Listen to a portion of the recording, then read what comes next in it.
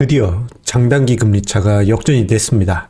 지난주 금요일에 미국의 10년 국채금리와 2년 국채금리가 종가 기준으로 드디어 역전이 되면서 시장 참여자들의 관심을 받고 있는데요.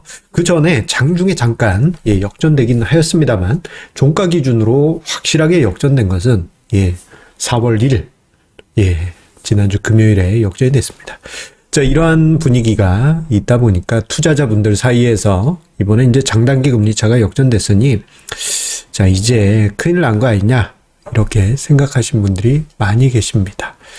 이 장단기 금리차 역전되면 나쁜 거고 큰일 났다 이렇게 생각하신 분들 많이 계시리라 생각이 되고, 저도 예의주시하고 있는 변수라고 말씀드렸죠. 그런데 제가 장단기 금리차 역전 관련해서 이야기를 드릴 때마다, 그리고 최근엔 한 열흘 전 정도인 3월 24일 증시토크에서 다루어 드렸습니다. 그때 뭐라고 이야기 드렸죠?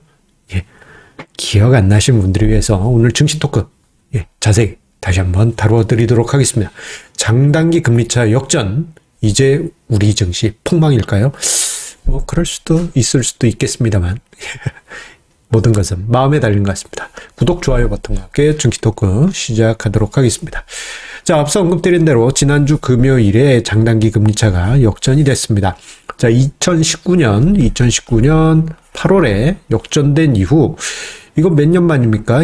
만 2년하고 8개월. 2년하고 8개월. 거의 32개월 만에 역전이 됐어요.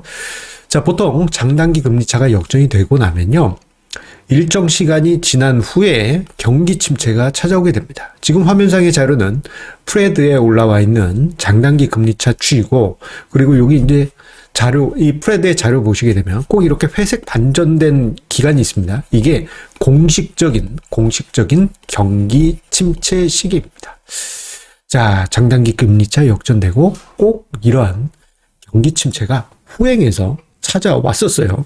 그러다 보니 자, 이번에 장단기 금리차가 역전이 됐으니까 조만간에 경기가 꼬꾸라질 것이고 그 전에 주식시장이 대폭락할 것이다. 뭐 가끔씩 여러 칼럼이나 다른 분들의 영상이나 이런 거 보다 보면은 이제 큰일 났다 이렇게 표현하시거나 타이틀을 잡으신 분들이 많이 계신 것 같습니다. 자, 그런데 제가 열흘 전 증시토크에서도 다루어 드렸고, 그리고 장단기 금리차 관련해서 이야기를 한 달에 한 두세 번씩은 다루어 드린 것 같아요. 그때마다 제가 뭐라고 이야기를 드렸습니까? 기본적으로 장단기 금리차 역전은 시한폭탄이다. 이게 무슨 말이야? 시한폭탄이라는 의미는 그 시점에 당장 빵이야 하고 터진다는 의미가 아니죠. 우리가 뭐 이제 액션 영화 그런데 보면은 악의 축이, 나쁜 놈들이 시한폭탄 버튼 탁 누르면 우리의 주인공들이 벽에 이렇게 붙잡혀 있다가 기사 회생하지 않습니까? 자, 그런 거랑 비슷합니다. 시한폭탄 버튼이 눌린다고 해서 뻥 하고 터지는 게 아니죠. 특히나 제가 열흘 전 증시토크에서 이야기를 드릴 때, 자, 10년, 2년 장단기 금리차, 요것도 중요하긴 한데, 이번에 보면 특이한 것 중에 하나가 10년하고 3개월 장단기 금리차의 경우는 되려 상승하고 있더라. 10년, 2년은 감소해가지고 이 스프레드가 급격하게 줄어들어서 조만간 역전될 것 같은데, 10년, 3년은 오히려 벌어지고 있어. 그래서 이게 아리까리한 분들이 많더라. 그 이야기를 드렸습니다. 그래서 이 점에 대해서 시한폭탄이 키가 2개 있는 시한폭탄으로 이해를 하시라. 그러면서 영화 비유를 드렸잖아요. 주인공 중에 한 명이 키를 하나 가지고 있고, 또 약간 저처럼 삐리삐리한 주인공이 키를 하나 가지고 있는데, 저처럼 약간 비실비실한 주인공이 키를 뺏겨서 그 악의 무리가 시한폭탄에 딱 키를 하나 딱 꼽은 그런 상태. 이번이 그러한 상황이라고 볼 수 있겠습니다. 자, 진짜 주인공이 들고 있는 요 키는 언제 그 시한폭탄에 꽂혀질지 몰라요. 그렇기 때문에 지금 이 시점에서 장단기 금리차 10년, 2년이 역전이 됐다고 해서 무조건 불안하게 생각하실 필요는 없습니다. 어떻게 이해를 하시라고 제가 열흘 전에 이야기 드렸습니까? 만약에 장단기 금리차 역전된 후에 예, 이렇게 이해하시라라고 이야기 드렸죠. 한계가 눌려지면 10년, 2년 눌려졌죠. 일종의 시한폭탄이 눌려진 상태. 그리고 나중에 10년 3개월까지도 눌려지게 되면 그때는 타이머가 작동하는 그러한 과정으로 이해하시자라고 설명을 드린 바 있습니다. 자, 그렇게 생각해 보게 되면요.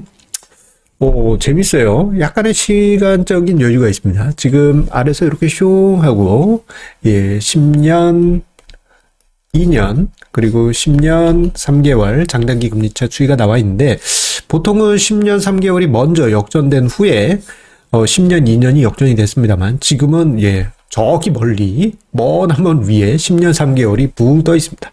10년 2년만 지금 장단기 금리차가 역전이 되어 있는 상황인 것이죠.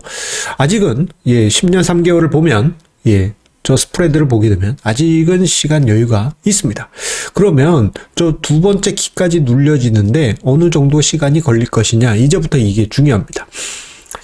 자, 이 점에 대해서 이해하시기 앞서서 제가 열흘 전에 3월 24일자 증시 토크에서 이야기를 드릴 때 만기가 짧은 국채일수록 기준금리에 직접적인 영향을 받는다라고 이야기 드렸죠. 지금 현재 미국의 3개월 국채 같은 경우 지금 기준금리가 0.25에서 0.5% 밴드 안에 있는데 이거보다 살짝 높은 수준이에요. 0.53%에서 왔다 갔다 하고 있습니다. 나중에 이제 금리가 인상되면 지금 언제입니까? 5월 FOMC 회의에서 50bp 올린다고 하죠. 와, 그러면은 그러면 0.75에서 1%까지 올라가네? 그렇다 하더라도 10년 국채 금리가 지금 2.4% 수준이기 때문에 5월은 역전이 되지 않을 것 같습니다. 그런데요.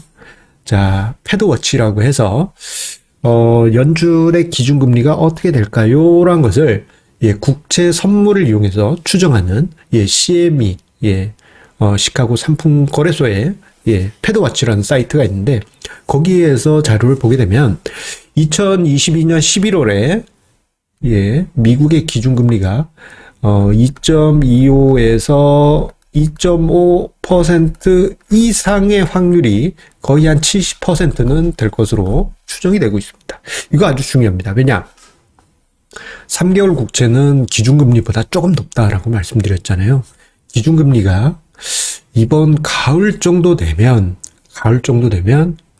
진짜 이게 변수기 때문에 확답은 할 수 없어요. 만약에 저 확률표대로 11월에 2.25에서 2.5 수준까지 올라가게 될 경우에는 10년 3개월 장단기 금리차도 역전될 가능성이 높습니다.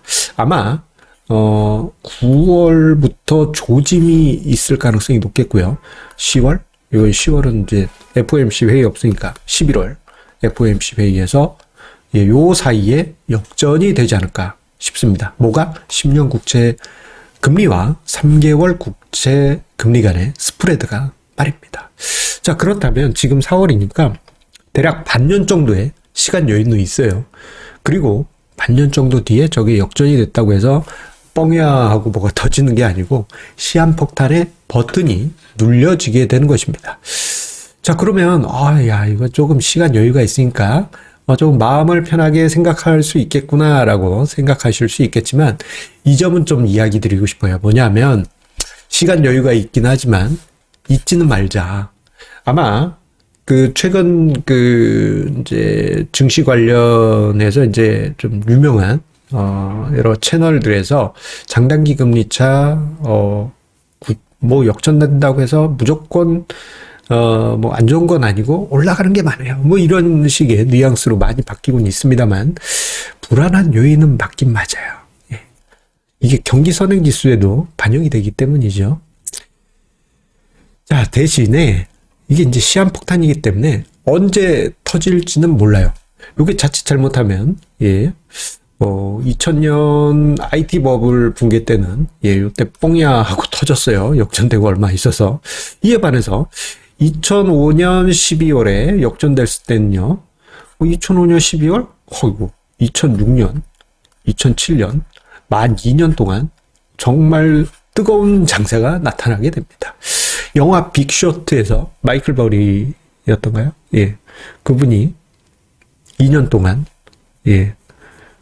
CDS에 투자했다가 정말 마음고생 2년 동안 하지 않습니까? 예, 저럴 수도 있습니다. 자, 그렇기 때문에 저의 생각은 중용의 미덕이 좀 필요하다라는 점을 이야기 드리고 싶어요. 무조건 부정적으로 생각하실 필요도 없겠지만 그렇다고 해서 마음 놓고 이것도 아니에요. 예, 만약에 대한 대비는 필요합니다. 그래서 자주 이야기 드리는 자산 배분 전략은 여러분들 무조건 갖추셔야 돼요. 자산 배분 전략 없이 주식시장 임하고 계시면 아마 조금 많이 힘든 변동성이 찾아올 수도 있습니다. 그때 무방비로 당하는 거잖아요. 그렇다고 해서 너무 비관적이지도 말아야 돼요. 왜냐? 2005년 당시 보면 2006년, 2007년 만 2년 동안 쭉쭉쭉 갔잖아요. 자, 이때 당시 어떤 일이 있었냐? 이게 제 주변 지인들의 리얼 스토리입니다. 잘 들으세요. 여러분들 이런 우는 범하지 말아야 됩니다. 2005년에 시장이 정말 뜨거웠어요. 특히 4월, 5월 넘어갈 때 종합주가 지수가 1000뿅 넘고 그 후에 이제 어떤 일이 있었냐면 1000포인트 넘자마자 개인 투자자분들 중에 상당수가 더 이상 한국 증시는 못 올라가 하면서 매도하신 분들 많았고요. 그리고 장단기 금리차 역전할 정도의 올해 정말 뜨거웠어. 스몰캡 랠리 어마어마했어 하면서 다 파셨어요. 그리고 2006, 2007